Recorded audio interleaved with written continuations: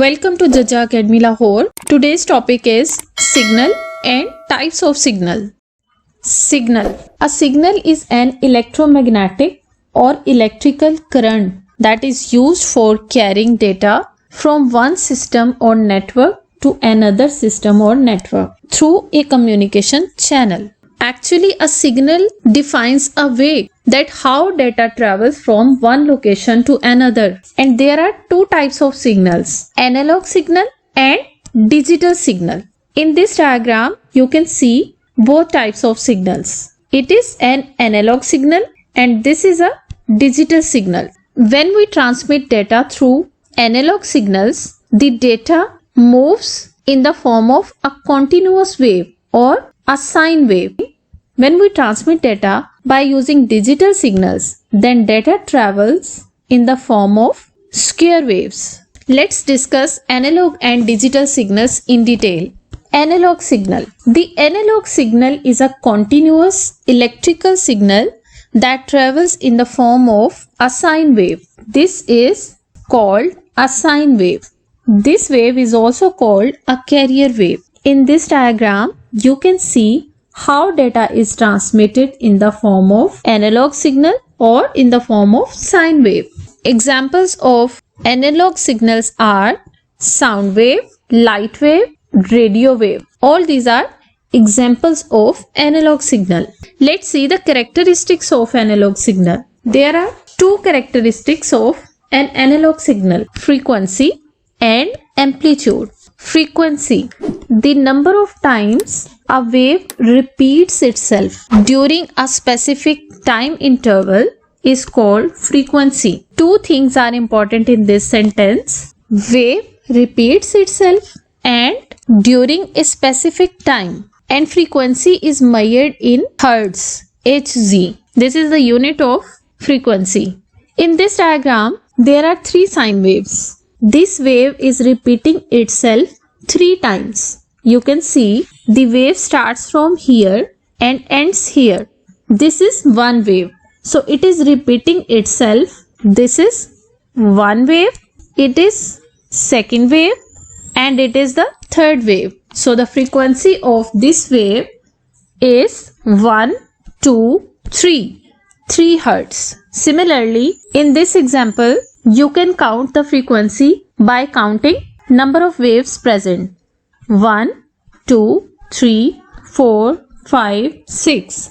So the frequency of this wave is 6. In the next example, the frequency of wave is 12. If you count these number of waves, you will find them 12. The other important thing we studied in frequency is specific time interval, which is 1 second. This is how we calculate the frequency of a wave. The next characteristic of wave is amplitude. Amplitude is the height of wave within a given time period. So amplitude of this one wave is represented by this arrow. Amplitude shows the energy of wave. If energy of a wave is higher, then amplitude will be high and vice versa. In these figures, you can see it is a low energy wave and this is a high energy wave. Amplitude of low energy wave is lower as compared to this high energy wave. So higher the amplitude, high will be the energy of a wave. The second type of signal is digital signal. A digital signal is in the form of on or off. On is represented by 1 and off is represented by 0. So a digital signal is in the form of on or off electrical pulses. It is a sequence of voltage represented in binary form. Binary form means 1 or 0. These signals are in discontinuous or discrete form. As compared to analog signal, the digital signal is a discontinuous form of wave, and this form is also called square wave. Most of the computers are digital and they use digital signals to transmit data from one unit to another. As I told you that signal represents how data is moved from one unit to another or from one device to another.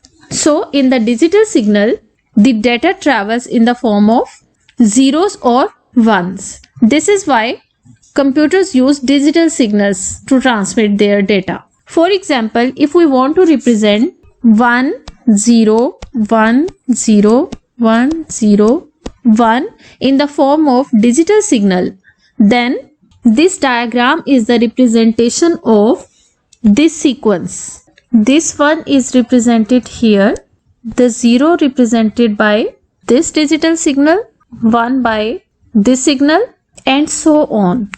In order to represent 1, the signal goes this way, and in order to represent 0, the signal goes this way. In other words, on pulse is represented by this form and off pulse is represented by this form. This is how binary data travels through digital signal. Thank you for watching. For more computer science lectures for ICS Part 1 and Part 2, subscribe to my channel.